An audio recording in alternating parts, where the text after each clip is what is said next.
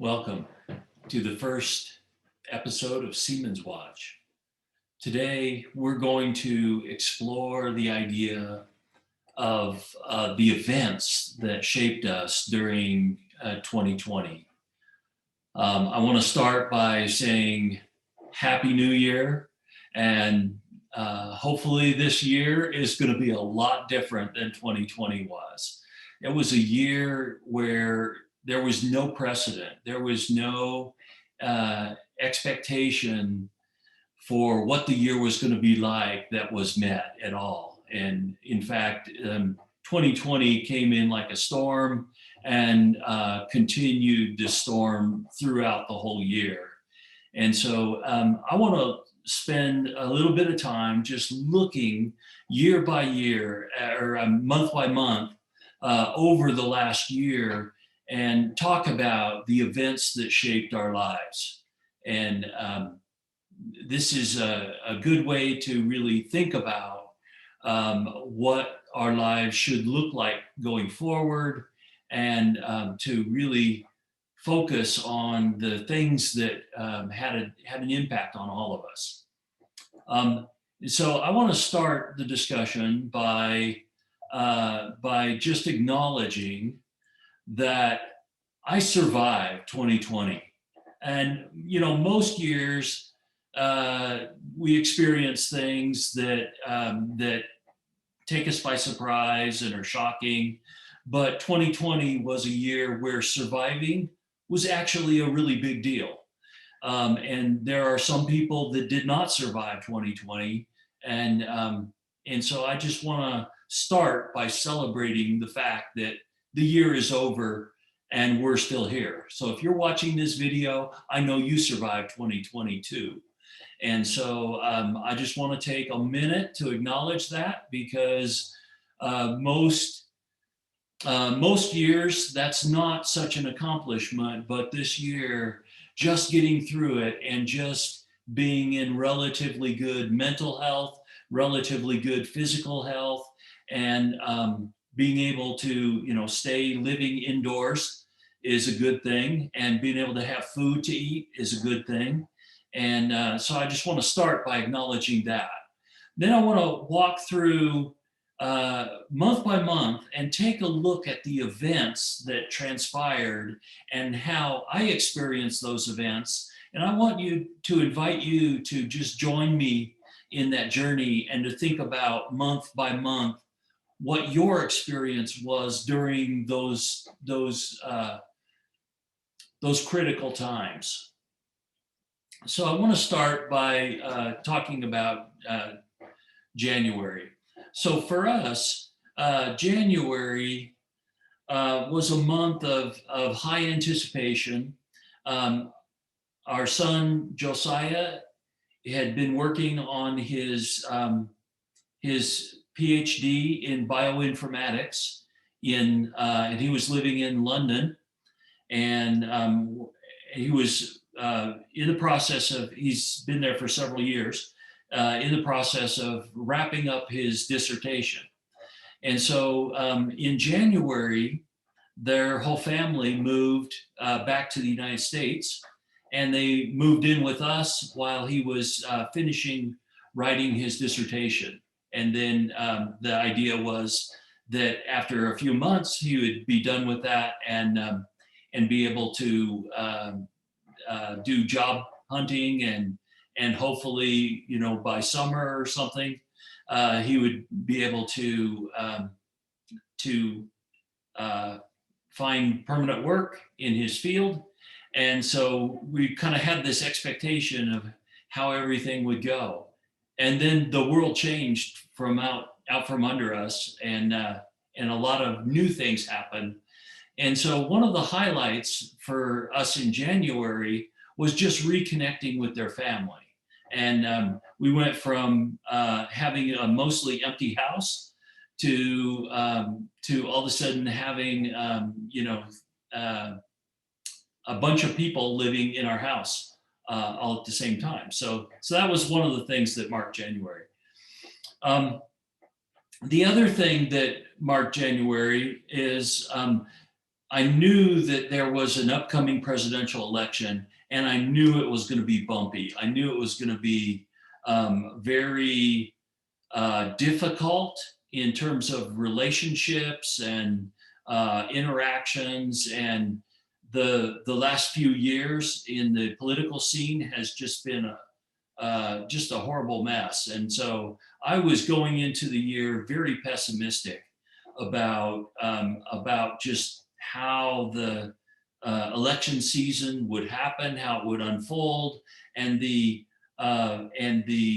difficulty that would emerge in all of our relationships as we tried to make our way through that whole presidential election cycle.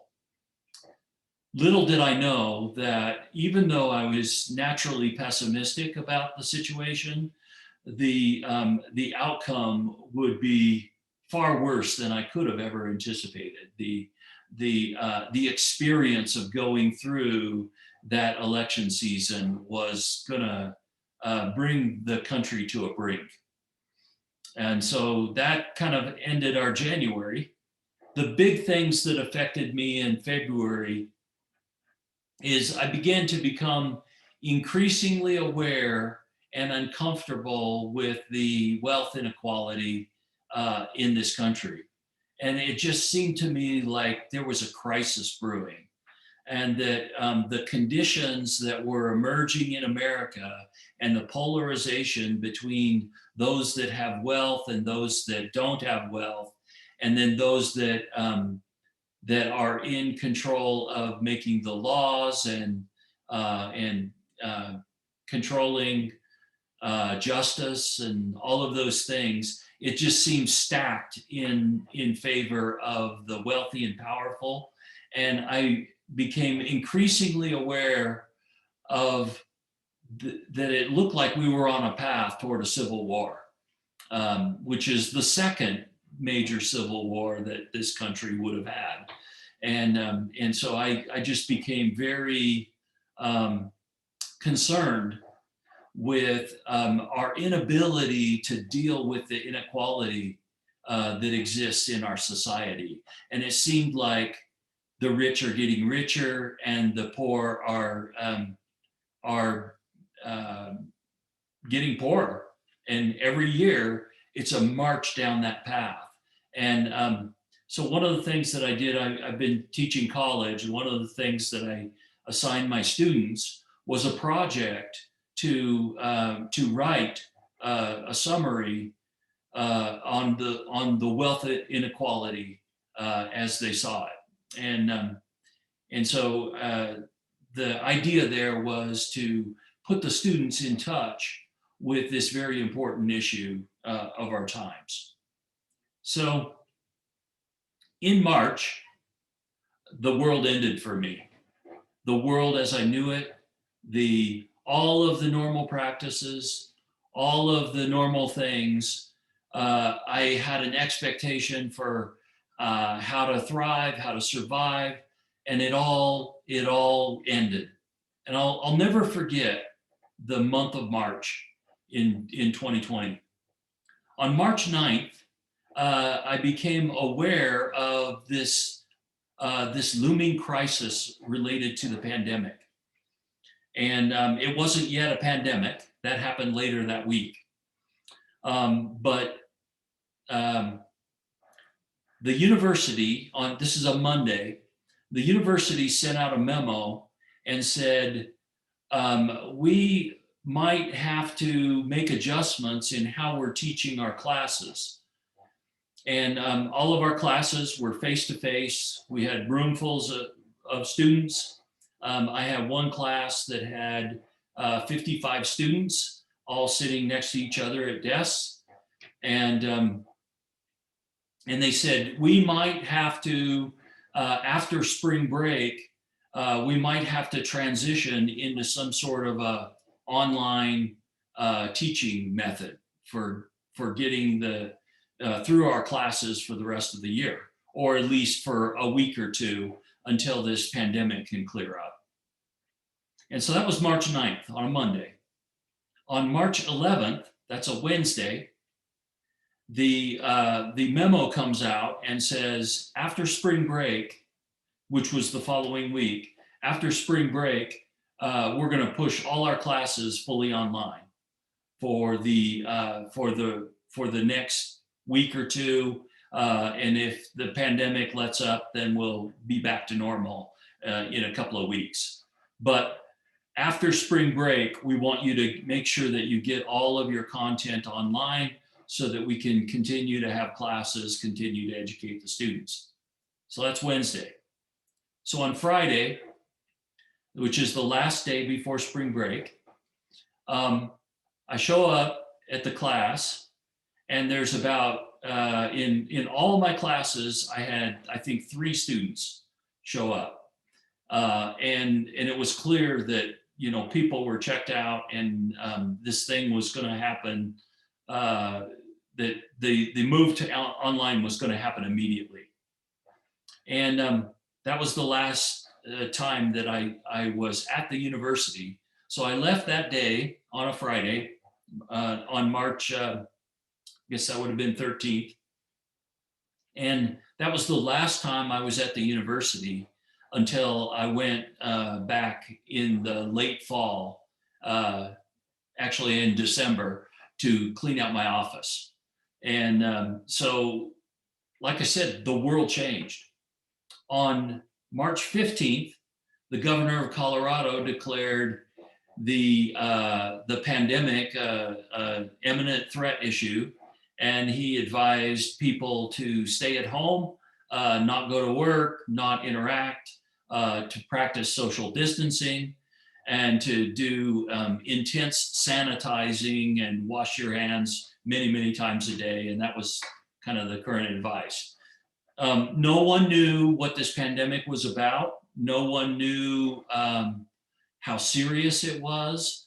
But fortunately, in Colorado, people took immediate steps to limit the impact of this looming virus. And so, welcome to the pandemic world. The world had ended, but a new world had not yet emerged. No one knew how to behave. No one knew how to interact. No one knew if every conversation that they had the potential to introduce them to a life-threatening illness. And it was absolutely crazy. The first person that I knew that died from the epidemic died, I think, on March 23rd, which was just about a week after we went into lockdown. And he had been sick since February, and we had, you know, interacted with him over that period of time. They couldn't figure out what was wrong with him. He had this weird respiratory illness that just wasn't getting better at all. So finally, he went into the hospital. They did all kinds of tests, couldn't figure out what it was. They finally did a coronavirus test on him, and then about 2 weeks after he died, they announced that he was positive for the coronavirus. So welcome to March 2020. In April, all our classes finished out online. And it really revealed a lot of what is broken in our whole education system. It was just very difficult to do the online teaching. So fortunately, I had all of my class materials already in a completely online state. So the mechanics of teaching online went really seamless for me. But I saw a lot of my colleagues really struggle with trying to get their material online. And then I saw a real disconnect with the students.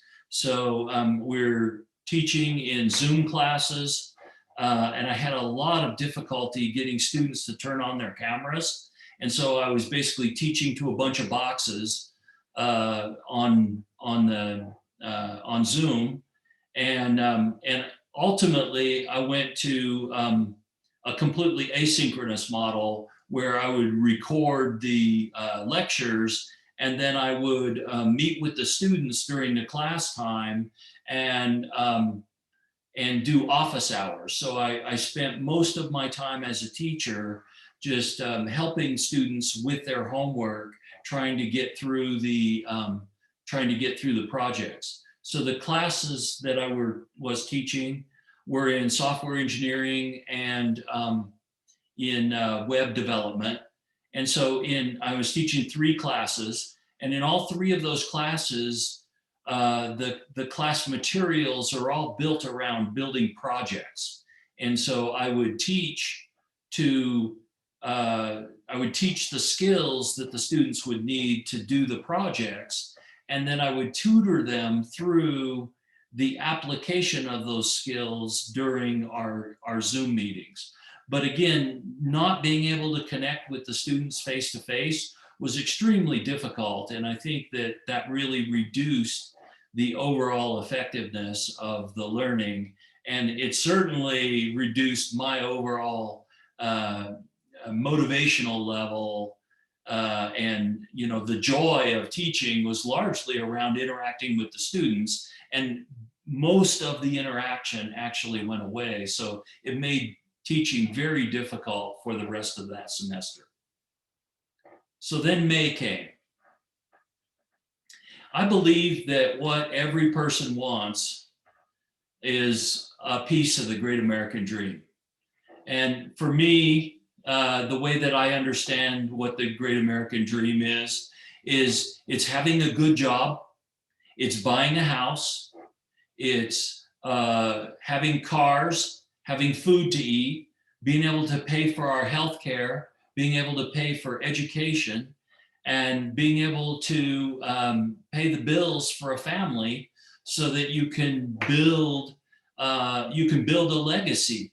I think that's the great American dream, and I think everyone wants that, and I think everyone deserves that. But in May, it became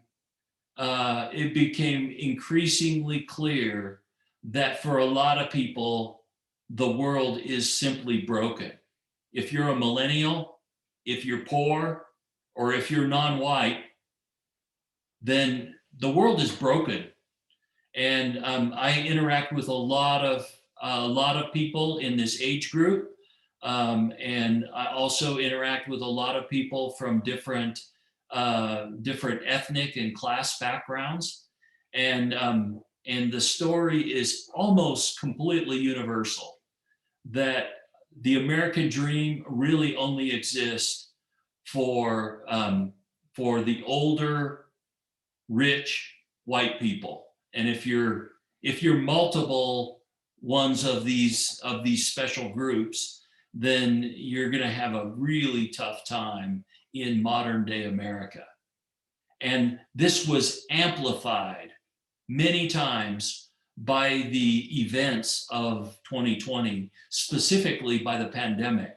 The pandemic fell hard on the poor. It fell hard on the people of color, and it fell hard on the millennials, although it was not a health issue for the millennials. The millennials, the nature of the virus is that it attacks the old people and leaves the young people relatively unimpacted.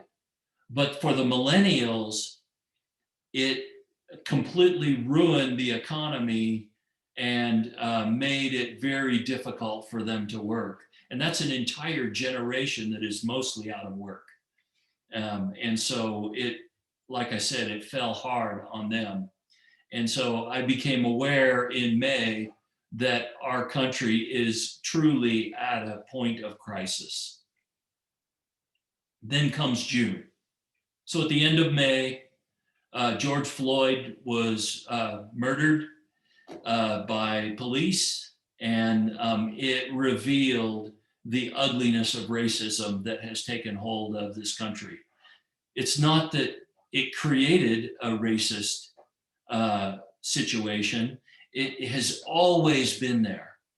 And it came to life, and people suddenly became aware and were utterly outraged at that event. and the lack of care and lack of the conditions that cause that is, I think, what really brought people up in arms. And so we saw protests, we just saw the world again was pushed closer and closer to a civil war. And the response of the United States government was absolutely pitiful and just horrible. And the way that it was handled was just so brutal. And so again, I saw us moving toward that. So I participated in my first protest, and I had the opportunity to be involved in a protest with my son Josiah. He kind of roped me into it, and I totally enjoyed that experience. And you know, for as old as I am, I'm surprised I haven't been involved in other protests. So anyway, I that was one of the cool experiences that I had in 2020. I'll never forget that. In July, I had been living on rage for, I don't know, months. And in July, I found two resources that actually helped me move beyond rage. The first one was one by Pete Scazzaro called Emotionally Healthy Spirituality. He has a course, he has a book, he has a podcast.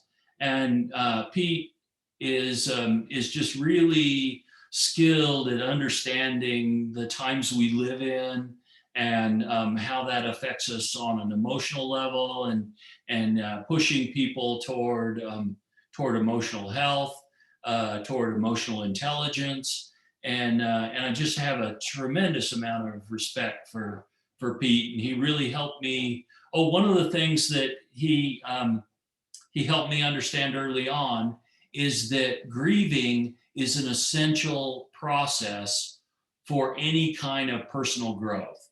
If we don't learn how to grieve, then we just suppress all of that grief, and it comes out in dysfunctional ways. But if we learn how to grieve, we can work through the hurt, and we can actually get benefit from the pain that we experience. And if we ever needed to learn how to grieve, it was in 2020. And Pete, thank you for teaching me how to grieve. And I just want to say, great job, and you know, keep stoking the fire for that. The second resource that I came across was a book by Brian Zahn called Postcards from Babylon. And in his book, Brian talks about the political situation that has happened and the role of the church in the political situation, and how caustic that has become for the breakdown in our whole political process. And anyway, I recommend that book, and it was the first book that I had ever read on the relationship between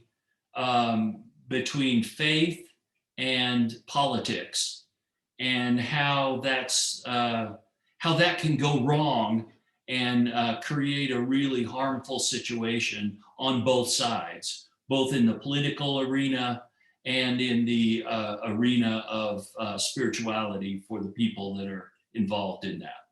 So anyway, thanks to Brian for writing that book, and I'll probably talk about that more in later episodes. Okay, so August came. I was totally worn out. So by August, we had been through months of the pandemic, and from March 15th, we went into a bubble. We had 10 people in our viral sphere, And those 10 people were vetted to, we basically agreed to protect ourselves and to protect our viral sphere, because if we're all in it together, if one of us gets sick, we probably all get sick. And so we made a pact for those 10 people that we were going to not interact with others outside that, and not biologically interact with others. And then, and so we had been in months of isolation at this point. And so we had the opportunity in the summer to take a couple of really awesome mountain retreats. And while we were there, we practiced social distancing, and we got outdoors and we went hiking, and we viewed wildlife, and we got a chance to go to the YMCA camp at Estes Park, and we got a chance to go to the YMCA camp at just south of Granby. And both of those were wonderful experiences, and we really enjoyed that. And then the rest of the summer was spent building course material. I wrote the material for 3 different courses: a intro to web development course, a intermediate web development course, and a software engineering skills course. And all 3 of those classes I taught in the fall. And so the summer was very busy. I essentially wrote 3 textbooks during the summer months, so that I could teach this material in the fall. So in September, classes started up, and I taught these 3 classes in web development, and it was a strange experience. Teaching completely online was really weird. But the highlight for me was hosting office hours. So students would show up, and I pretty much had students there every day for office hours, which in the past, office hours have been very lightly attended because we had interaction in the classroom setting. But because the interaction in the classroom setting was, I'd say, diminished, I still held class every day, and still lectured and gave students opportunity to get help on their projects. But a lot of the students would show up in office hours, and I would help them one-on-one. And I would have to say that was definitely the highlight of the whole semester, is the opportunities that I got to work with the students one-on-one in office hours. In October, the wildfires had totally gotten out of control. We experienced the largest wildfires in all of Colorado history. There were days where the smoke was so dense that the sun never came out. You could see the sun was a dim orange ball behind the smoke. We had enough ash fall on our driveway that we had to sweep it, because it was just all the ash, and the fires were burning 100 miles away. And it was so horrible. There were days where we would walk outside and we'd look up, and it just seemed like the apocalypse was here. You'd see there was no sun, and you would choke on the smoke, and it was just crazy. The world felt on fire. And so while we had racial tensions, we had political tensions, and now the world was burning. It just felt so weird and so like end of the world. There was that emotional feeling of just being drawn into this can't go on. This can't go on the way it is now. And then there was consequently a real, the run up to the presidential election was absolutely horrible on every side. Society had all but broken down. The the utter outrage and conspiracy theories and lies and everything were just going crazy uh, in the run up to the election. And I really began to wonder for the first time whether our democracy would actually survive it. I really wondered whether this was the beginning of the end of the great American experiment. And I just experienced so much grief and so much rage. I mean, I just could not get past the anger at what people were experiencing, and actually how people were setting fires and amplifying hostility and hatred. This is a time of fear and hatred at levels I've never seen before. I've never seen anything like this. And it all came to the forefront in October, while people were pushing for very different view of America. And then the election came. And, you know, I'd say I survived the election. And I was totally expecting the election to be a massive landslide, because I thought the American people had woken up, and I thought the American people were now tuned in to the reality that we want. And so for me, although the election turned out in the right sense, for me, the election was horribly disillusioning. And I felt ashamed of where the country has come to. I felt ashamed that we would voluntarily yield our freedoms to a dictator, because in fact, a lot of people voted for the end of democracy. And fortunately, the election was the election supported a change in the presidency that brings us back from the brink. But it revealed that the whole uh, American political scene is just it had turned into a farce. By November, I didn't even know whether the election would stand. I mean, it took days to even figure out who won, but within days it was clear.